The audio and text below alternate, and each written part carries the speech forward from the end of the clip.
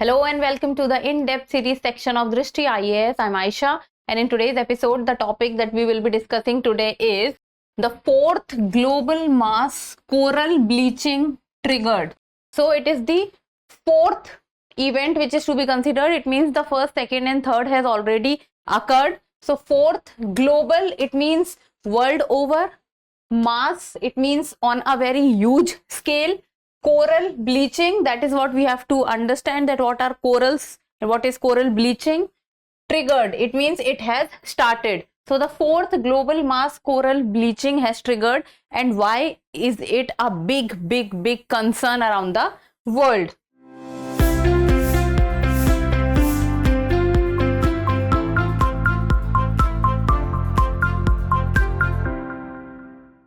So the points of discussion are, first we will be looking at the news, then what are corals and what is coral reef, is the significance of corals, what is coral bleaching, what is the present situation which is going on, and in the end the prelims practice question. Topic is of relevance from General Studies paper 3, that is environment and ecology.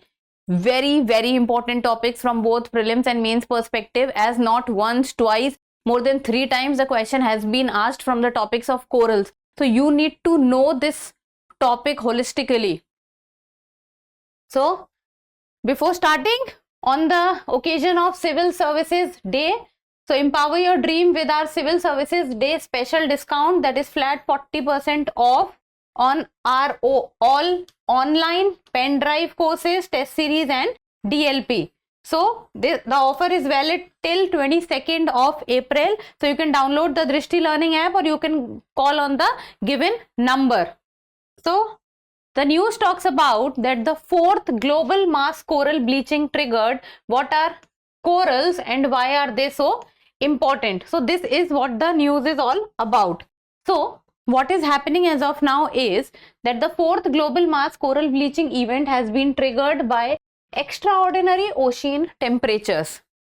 So see, we'll be going into what are corals into detail.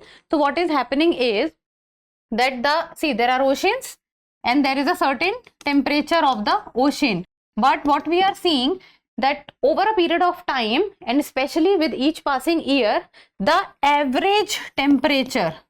So the average temperature of oceans. So the average temperature of oceans is on a rise. So the average temperature is increasing. So if the average temperature of the ocean is increasing, it means that the oceans are becoming warmer. It means that oceans are becoming hot. So if the ocean, the average temperature is going to increase, what will happen? The marine ecosystem. So the marine ecosystem will be affected.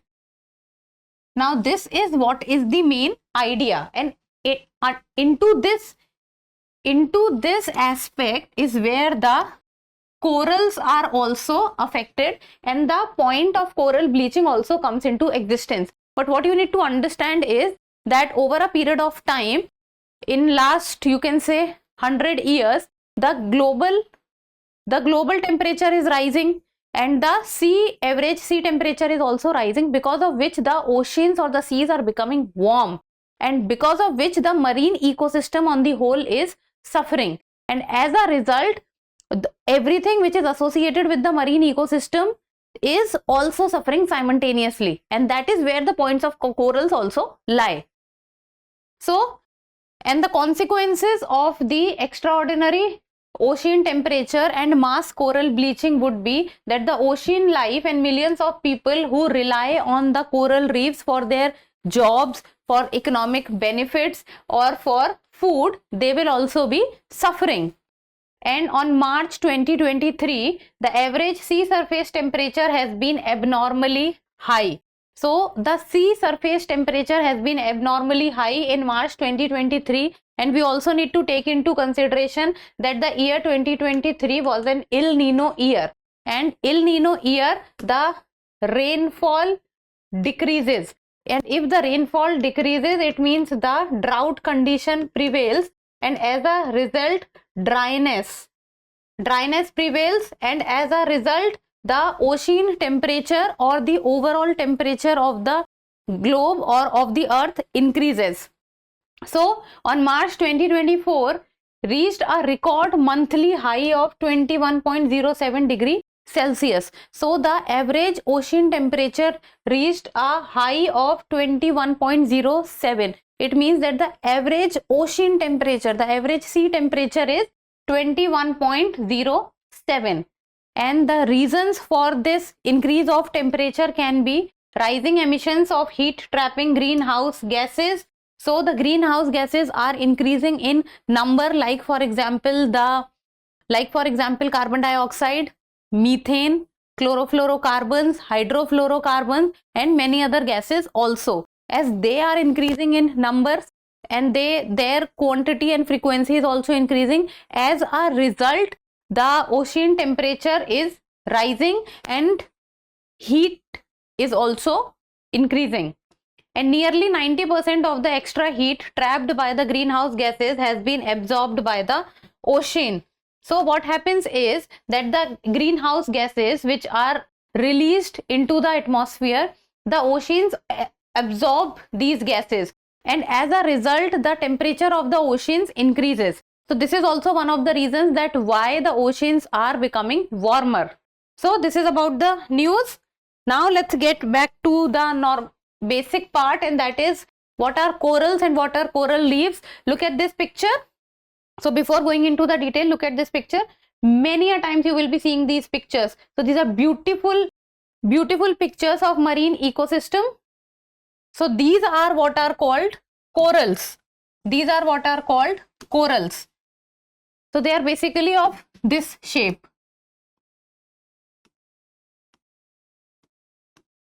So these kind of shapes they possess. Now what happens is, corals are animals and they are called sessile animals because they are permanently attached to a single place. They cannot move, they are immovable. So they are attached to the ocean floor permanently, and they use their tiny tentacle like hands to catch food from the water and they sweep it into the mouth. Like for example, these are the hands of a coral. So the coral use its hands to catch the food. Then each individual coral animal is known as a polyp.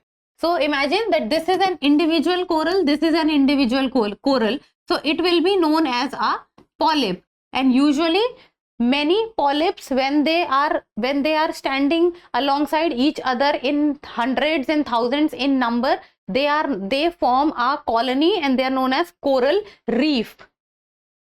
So it lives in groups of hundreds to thousands of genetically identical polyps to form a colony. So see, this is not a single coral or a polyp. There are many polyps or coral coming together and they form a coral reef or colony. So corals are basically of two types, that is hard coral and soft coral. So this picture which you are able to see, clearly you are able to see. So this is an example of hard coral. So if we talk about hard corals, then hard corals are architects of coral reefs, because soft coral are very soft in nature. They cannot stand rigidly compared to soft coral. Hard coral are rigid. Soft corals are very soft in and fragile in nature. So the colonies, the coral reefs which we see in pictures, they are basically composed of hard corals. So they are architects of coral reefs. And hard corals have stony skeletons. So see this picture, this white color what you are able to see is a stony skeleton, and these are hard corals. So they have stony skeleton which is made up of limestone that are produced by coral polyps. Now what happened is, see, these are single polyps, these are single corals. So these hard coral, they have stony skeleton. So the skeleton which they have is stony in nature, and this stony skeleton is basically made up of limestone. So this stony skeleton is basically made up of limestone, and this is composed by the coral polyps. And what happens when the polyps die? So when polyp die, their skeletons are left behind and they are used as foundations for new polyps. Now imagine if this is a polyp, coral polyp. So when the polyp inside dies, so the outer stony skeleton made up of limestone, it does not get dissolved. It does not get dissolved and the polyp die. So that empty skeleton can be used by some other new polyp to grow. And coral reefs are also referred to as the rainforest of the sea. See, important point. You can write these kind of points in your mains answer writing. So coral reefs are also referred to as the rainforest of the sea, and it existed on the earth for nearly 450 million years. It means it has been in existence since a long period of time. And Australia's Great Barrier Reef is the largest in the world, stretching across 2028 kilometers. So if it asks that which is the longest coral reef in the world, so it is Australia Great Barrier Reef. And if we talk about India, so from the perspective of India, where are corals basically found? So it is Andaman and Nicobar, then it is Lakshadweep, it is Gulf of Kutch, you can say Gulf of Mannar, etc. So these are basically the areas where in India large quantity of corals are found. Then what is the significance of corals? Corals are corals are considered to be of utmost importance with regard to the marine ecosystem and also from the perspective of humans.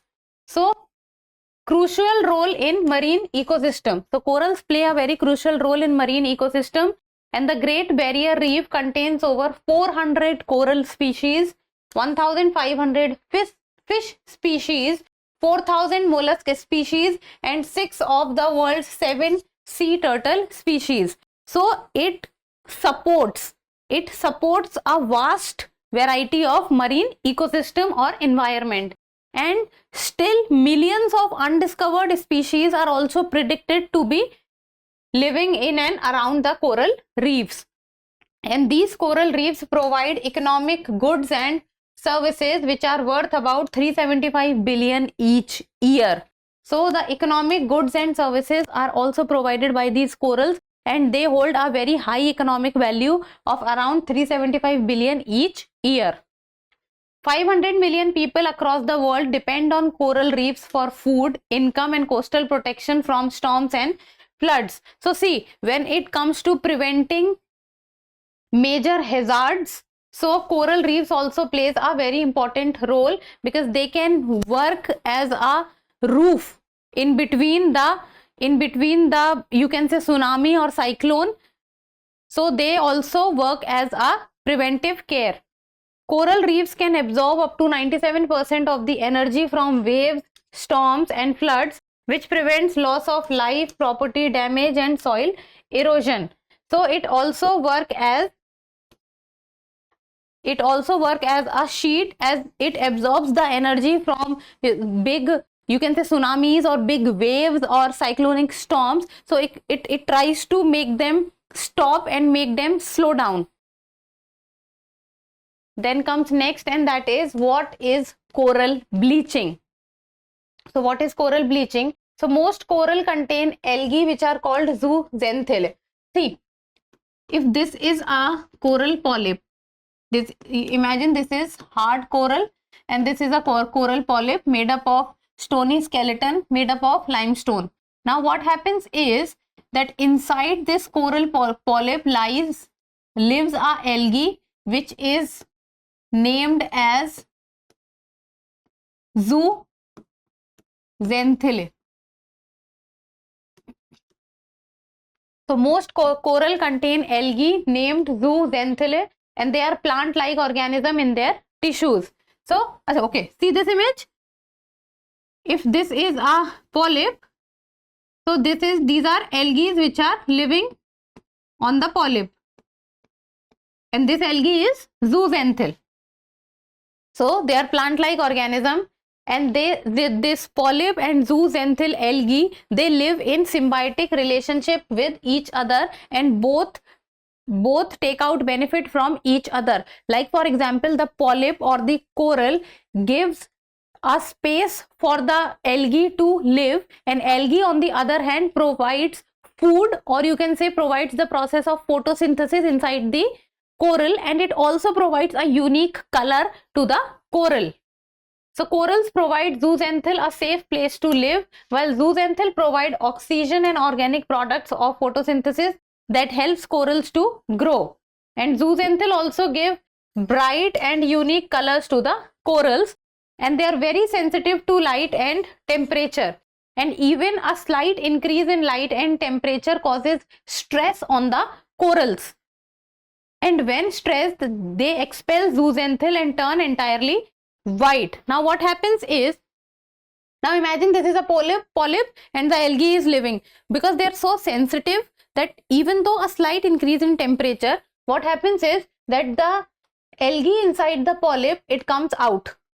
And what if the algae comes out, what happens, that the color or the photosynthesis process of the polyp is taken out, and as a result the polyp with time turns to white in color, and this is the process called coral bleaching, the coming out of the zooxanthil algae from the polyp. See this? See, this is a coral and algae which depend on each other to survive, so they are looking very good in color. Then this is the image of a stressed coral. So if the coral is stressed, the algae leaves the coral. So slowly the algae is leaving the coral, and then what happens if the coral is left bleached and vulnerable, and completely the algae zooxanthil has left the coral, so the coral has turned white, and this is what is called coral bleaching. So this is what is called coral bleaching. And what causes coral bleaching? First and foremost is the increasing ocean temperature, then pollution, which also causes problem, runoff water, then overexposure to sunlight, then extreme low tides.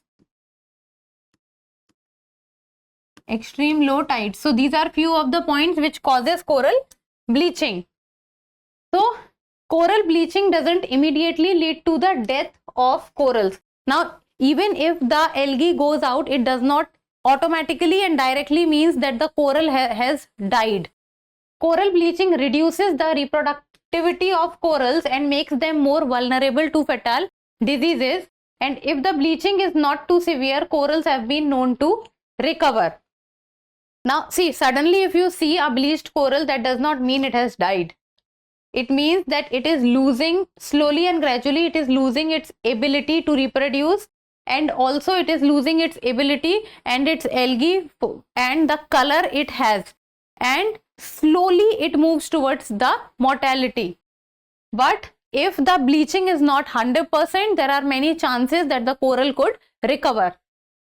Global mass bleaching of coral reefs is when significant coral bleaching is taking place around a very large area like the Atlantic Ocean, Indian Ocean and Pacific Ocean. So this is called global mass bleaching. It means the coral bleaching taking place on a mass scale, and 3 times the global mass bleaching has taken place. That is, first one in 1998 when around 20% of the world's reef areas suffered. Second one in 2010 when around 35% of the reefs were affected. And the third one in 2014 and 2017 where 56% of the reefs affected. And the fourth global mass bleaching is as of now going on, and that is why it is creating a problem and it is an area of concern. If you see the present situation, first of all look at this map. So this side the temperature is given and this side the month is given.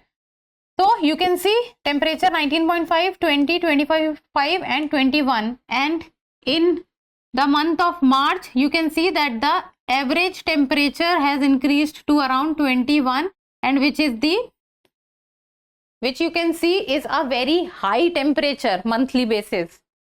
So it has been confirmed that the 4th global bleaching event is currently underway. So it means that it is currently, as of now, going on, and nearly 54 countries, territories and local economies have confirmed the bleaching. Countries all over the world is confirming that the bleaching is going on, and it is Australia's Great Barrier Reef which is witnessing the most severe bleaching event.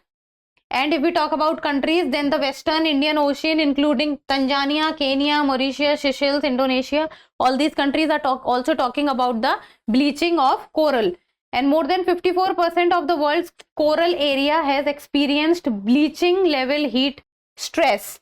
And this is what is causing the problem, because as of now, in the last, you can say, the period from the Industrial Revolution, the temperature has also risen, and it needs to be kept within 1.5 degrees Celsius and at max 2 degrees Celsius, because if the 1.5 degrees Celsius and 2 degrees Celsius reaches, then that would be the time where a mass coral bleaching will take place.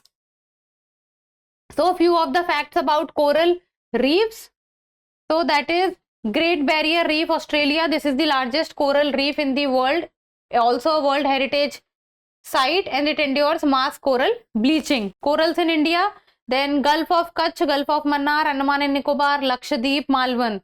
Then the significance is it protects coastlines from storms and erosion, provides jobs, offer opportunities for recreation, and it is a source for food and medicines, and also a lot of marine life depends on it.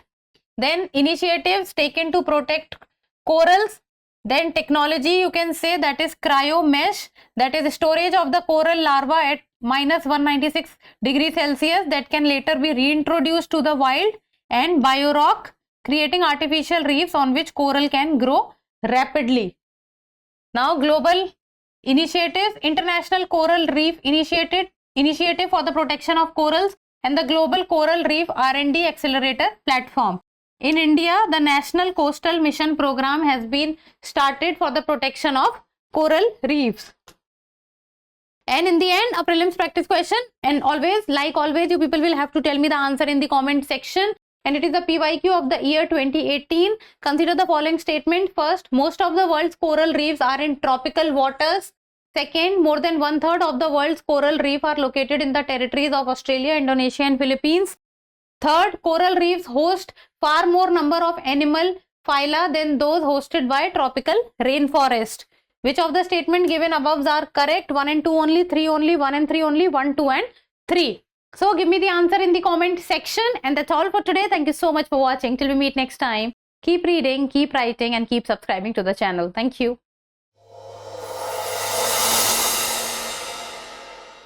For more informative content, like, share and subscribe, and do not forget to press the bell icon to get the notifications.